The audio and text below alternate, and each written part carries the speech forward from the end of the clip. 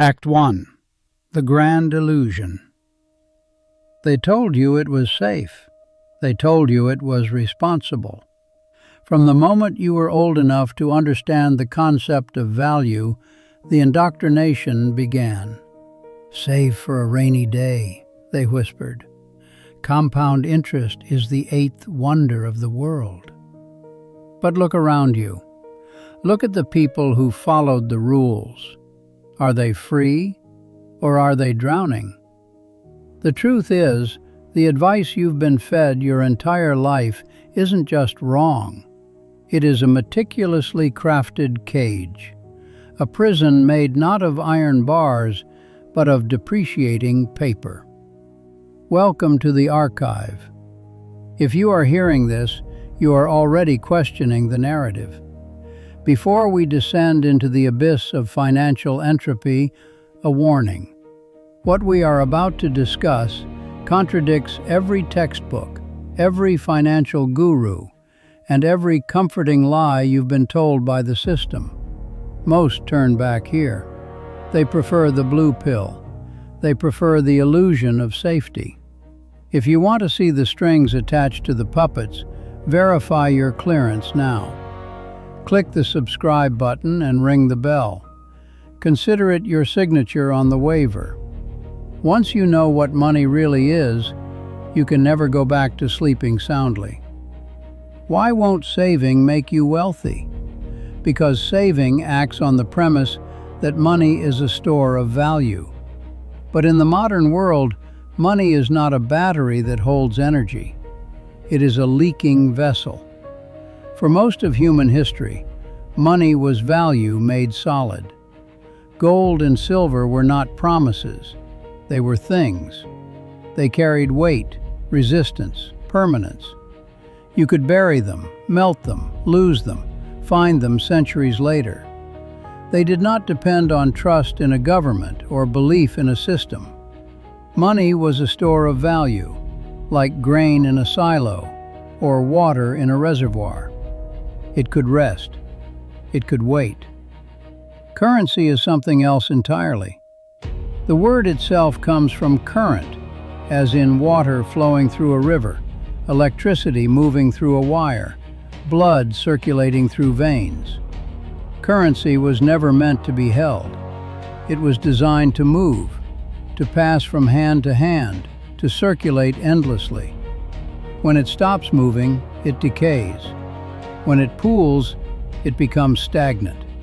When it is hoarded, it suffocates the system that depends on its motion. The world crossed a silent, irreversible line in 1971, when the United States abandoned the gold standard under President Nixon, an event now politely called the Nixon shock. Money was severed from value.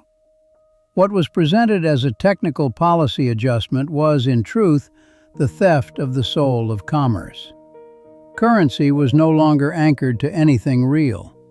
No metal, no limit, no gravity. Just faith, enforced by law and debt. Imagine a human body where blood is suddenly declared optional. Gold was the bloodstream of the global economy, slow, deliberate, life-sustaining.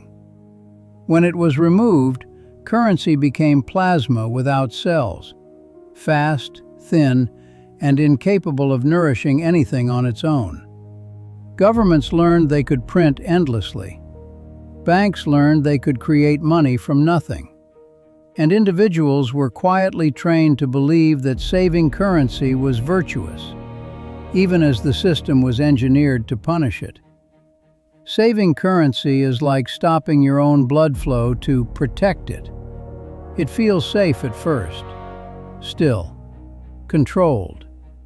But the longer it remains motionless, the more damage it does. Inflation corrodes it. Devaluation bleeds it dry. Opportunity cost starves the future. Currency that does not move loses oxygen, and the person holding it grows weaker, poorer, more dependent. This is why the rules feel inverted. Those who move currency, invest it, deploy it, circulate it, seem to grow stronger. Those who clutch it tightly, believing restraint equals security, slowly decline. Not because they are lazy or unintelligent, but because they are playing by rules that no longer exist. Money once rewarded stillness. Currency demands motion. And the moment gold was removed, the system stopped asking permission. It began feeding on those who didn't understand the difference. They call it inflation, a sterile academic word. But let us call it by its true name, the silent thief. When you place your labor, your literal time on this earth, into a savings account, you are handing it over to an entity that is designed to consume it. Act 2. The Mechanism of Decay. To understand why the saver is the loser, we must look at the architects of the system. This brings us to a conflict of theories, two hidden truths that scholars of the occult economy have debated for decades. Theory 1. The vampire economy. This theory suggests that the banking system was never designed to store wealth, but to siphon it. When you deposit $1,000, the bank does not lock it away for you. Through the dark alchemy of fractional reserve banking, they lend out that money 10 times over. They create wealth for themselves out of thin air, using your labor as the collateral. Imagine a system so elegant in its deception that it doesn't need to hide. It operates in daylight. It's taught in textbooks. It's defended by economists.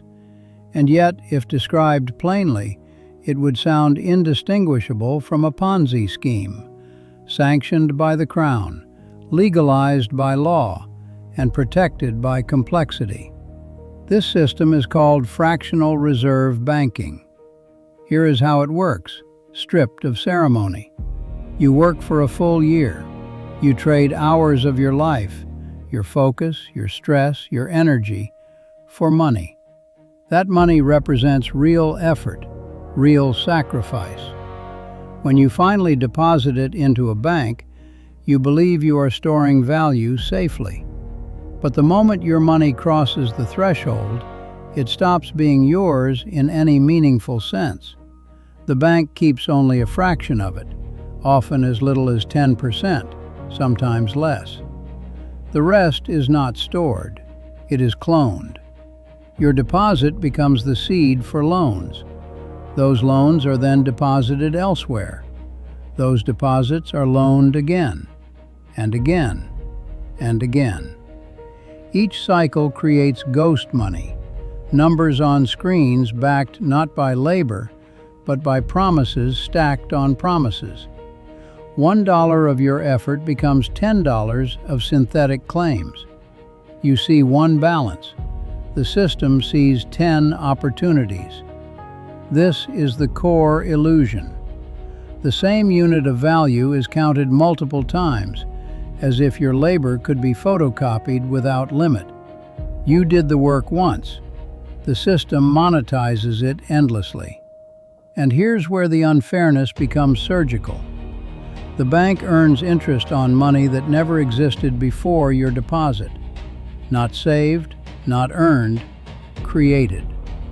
Meanwhile, you, the source of the original value, are rewarded with 0.01% interest, if that. A return so small, it doesn't even keep pace with inflation. Your money is dying quietly, while the institution profits loudly. This is not a partnership, it's an extraction. The bank takes your stored time, converts it into leverage, and wraps the entire structure in synthetic chains, contracts, debt obligations, repayment schedules that bind borrowers for decades.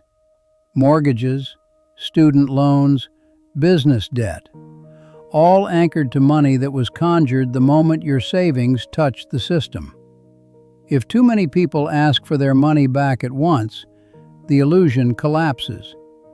That's why it requires constant confidence, constant motion, constant belief. Just like every Ponzi scheme in history, except this one doesn't collapse. It gets bailed out. Losses are socialized. Profits are privatized. You are told this system is necessary, that it fuels growth, that without it, nothing would function. And perhaps that's true. But necessity does not equal fairness. You work, they replicate. You save, they leverage. You earn crumbs, they earn empires. Fractional reserve banking is not evil because it is complex. It is unjust because it divorces reward from effort. And once you see that, once you understand that your money is being multiplied against you, the rules of the game can no longer be unseen. Your savings are not an asset. They are a liability to the bank. They are a debt the bank owes you. And in this system, if the bank fails, the debt dies with it. I want you to pause. Look at your banking app. Look at that number. Do you really believe that money is there? Or is it just pixels on a screen? A digital hallucination agreed upon by a society sleepwalking into serfdom? Comment "ghost money" below if you think the vault is empty. Let the algorithm know we are watching.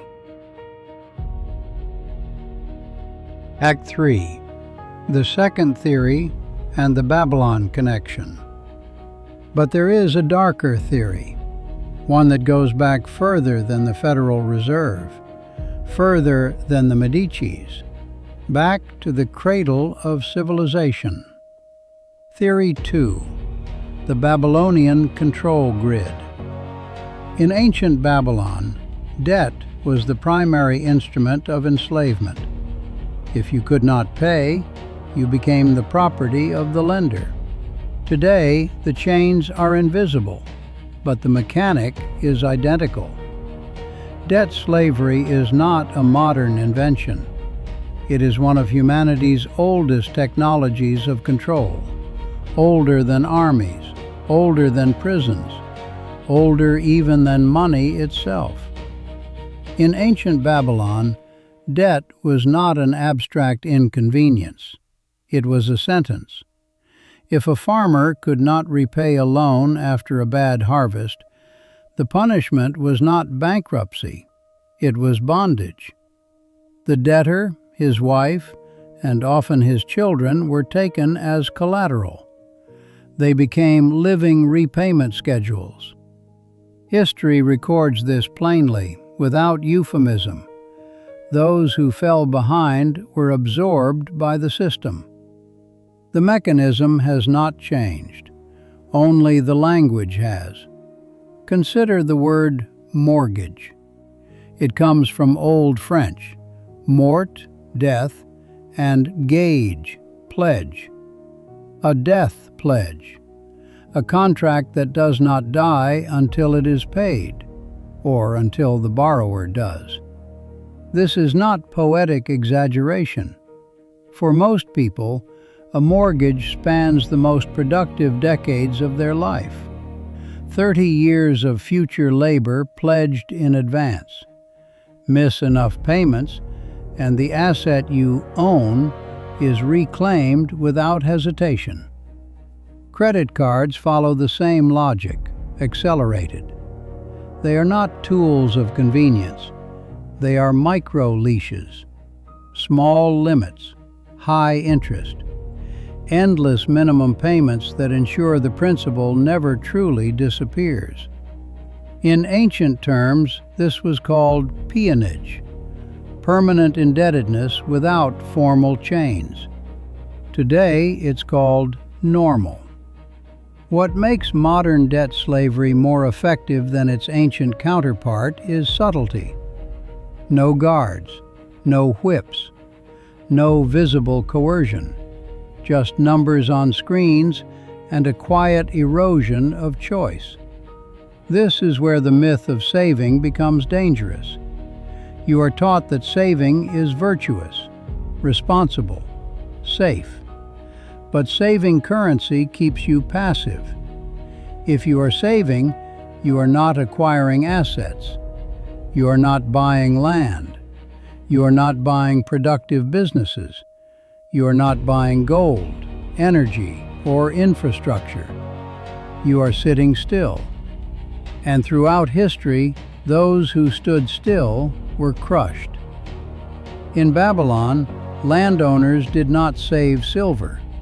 They accumulated fields. They stored grain. They controlled water routes.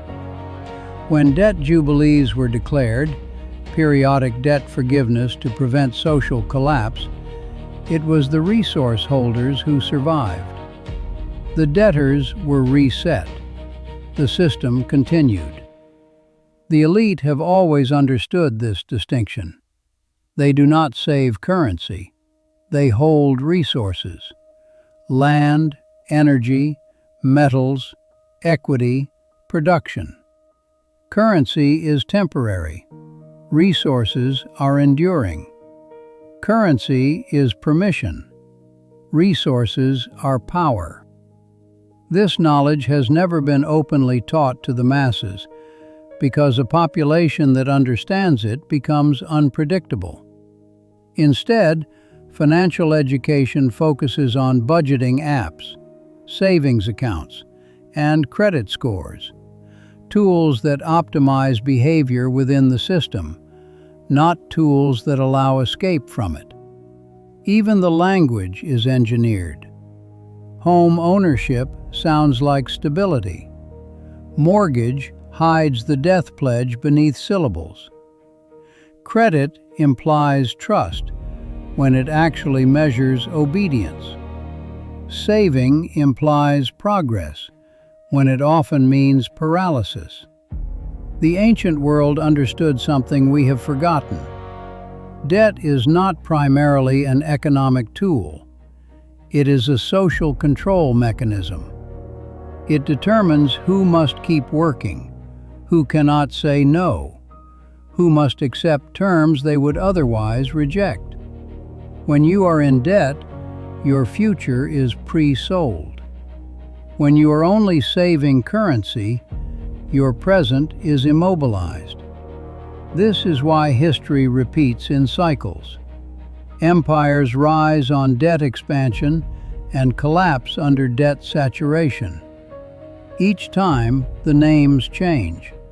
The contracts modernize. The chains become invisible. But the pattern remains. Those who hold claims are vulnerable.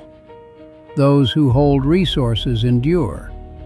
And the most dangerous realization, the one rarely spoken aloud, is this: the system does not need you to fail. It only needs you to stay still long enough for time, inflation, and obligation to do the work for it. They need you to save. They need your liquidity to fund their wars, their bailouts, and their corporate buybacks. When you save, you are not paying yourself. You are funding your own oppression. If you have watched this far, you are part of the 1%, not of wealth, but of awareness. The archive is growing. We are uncovering the blueprints of the control grid one by one. Ensure your notifications are active. The next transmission will discuss how to exit the system entirely. You do not want to miss it. Act 4. The Psychology of Scarcity. Why do we do it? Why do we hoard paper that dissolves in our hands? The answer lies not in economics, but in psychology. Specifically, the psychology of scarcity. Fear is not a side effect of the modern financial system. It is one of its primary tools. The working class lives inside a permanent, low-grade emergency broadcast. Market crashes flash across screens. Layoffs are announced like weather reports. Pandemics, wars, recessions, and uncertain times are repeated until the nervous system no longer distinguishes signal from threat. The result is predictable. When fear rises, people hoard. This response is ancient, biological, automatic. When danger approaches, the brain does not calculate return on investment. It seeks shelter. It stockpiles. It clutches. Saving money feels like survival because, at a primal level, it is survival behavior, no different from a squirrel hiding nuts before winter. But here is the deception. The winter, in the modern economy, is not natural. It is manufactured. Central banks lower rates, raise rates, expand money supply, contract credit, and inflate asset prices in cycles that the average person cannot influence or predict. Each cycle erodes purchasing power. Inflation quietly rots what has been stored. The nuts don't disappear overnight. They decay slowly, invisibly, while the saver feels safe simply because they are not moving. Fear keeps people still. Stillness makes them vulnerable. Media narratives reinforce this paralysis. Don't take risks. Protect what you have. Cash is king. These messages feel responsible, even moral. But responsibility without motion becomes stagnation. And stagnation, in a currency-based system, is a slow bleed. This is the scarcity mindset. Scarcity says, there isn't enough.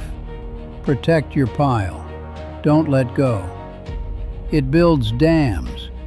A dam looks strong, solid, defensive. But water that does not move becomes stagnant. Pressure builds. Cracks form. Eventually, the dam either leaks value slowly or collapses violently. The abundance mindset understands something different. It sees currency not as food to be stored, but as water meant to flow. A river does not fear movement. It carves landscapes. It generates power. It feeds everything along its path. Investing, leveraging, deploying capital. These are not acts of recklessness. They are acts of alignment with how the system actually works. The wealthy are not immune to fear. They are trained to override it.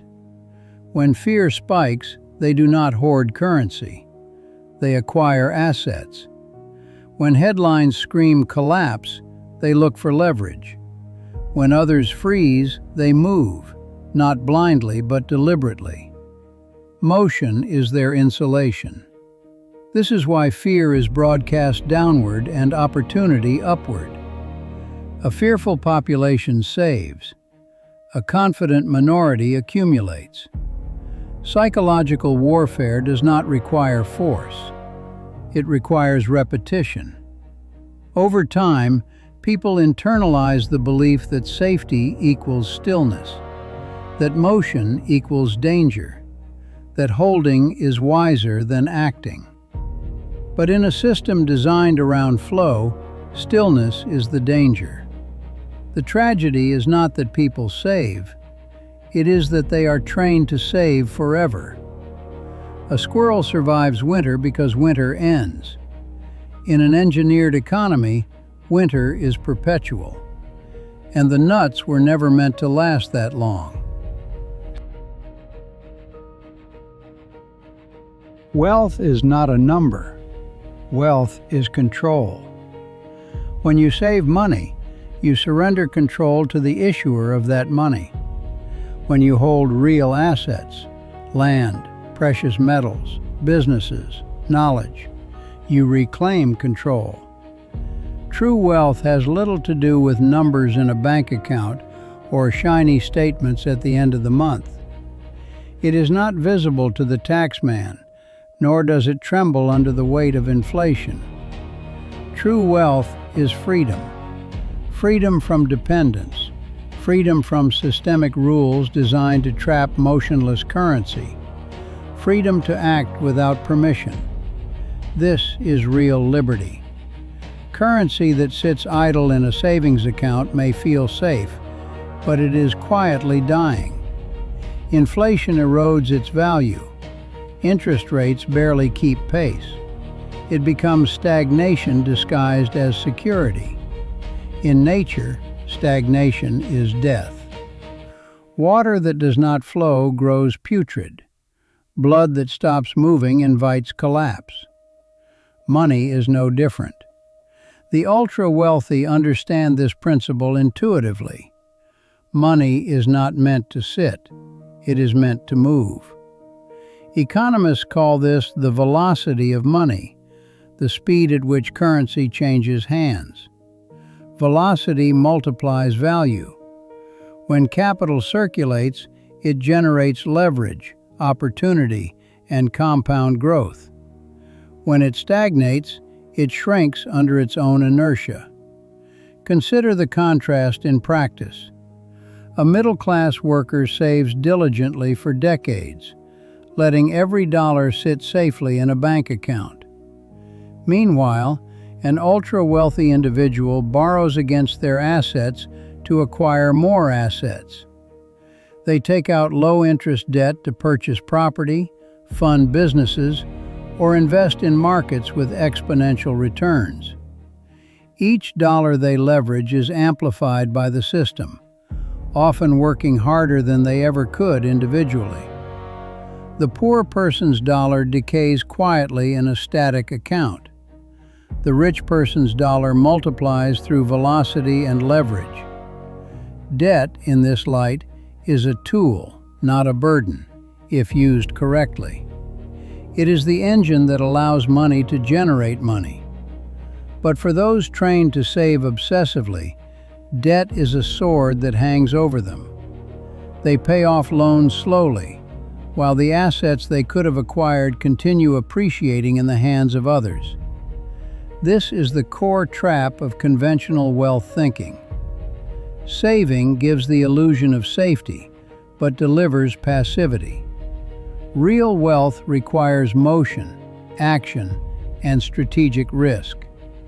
Liberty is the product of flow, not stagnation. Those who understand this law of financial physics are able to free themselves from the invisible chains of taxes, inflation, and debt. Those who ignore it remain trapped, mistaking stillness for security, and watching as the system quietly siphons their potential. In short, money must move to live. Stagnation is death. Velocity is freedom. And the invisible currents of capital are the true measure of wealth, far beyond what can ever be printed, counted, or taxed. Act 5. The Cliffhanger and the Unanswered Question. So, we return to the beginning. Why won't saving make you wealthy? Because the game is rigged to punish the saver. The rules are written in invisible ink, and they change whenever you get close to winning. But this leaves us with a terrifying variable. If saving is a trap, and the currency is dying, what happens when the music stops? We are approaching a mathematical inevitability, a reset. When the currency resets, those holding paper will hold nothing. Those holding real assets will become the new kings. The question remains, are we looking at a collapse or a harvest? Imagine a world where money stops being yours the moment you earn it. Not metaphorically, literally. Digital currencies that expire if not spent. Accounts that automatically deduct idle balances. Savings punished by design. A system where holding cash is not just unwise, it is illegal. They call it progress. They call it efficiency. But beneath the polished language lies a terrifying reality. Every unit of currency is engineered to flow through the system, and those who hesitate are quietly drained. Your months of labor, your careful budgeting, your nest egg, all can vanish, not through theft, but through rules you never agreed to. Central banks, governments, and technocrats are building a future where time is money in its most literal sense. The longer you wait, the more you lose. Interest-free zones, negative rates that punish restraint, digital wallets that enforce spending.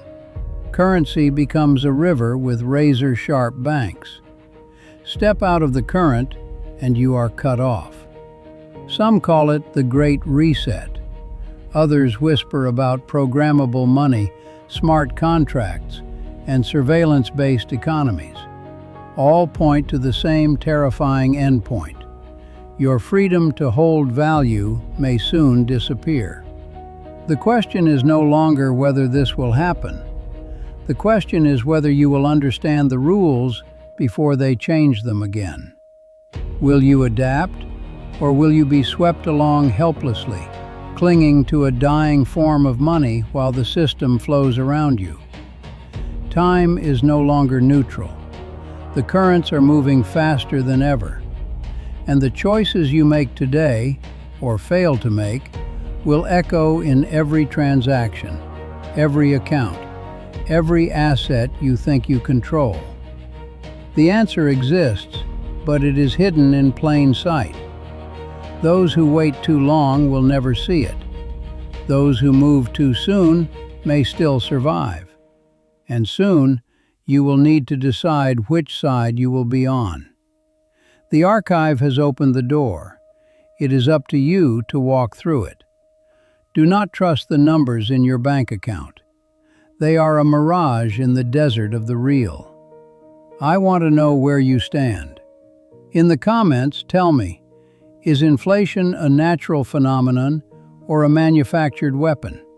Debate it. Fight over it. The truth is often found in the conflict. Subscribe to the Hidden Secrets Archive. We are digging deeper into the Babylon connection in our next entry. You have been warned.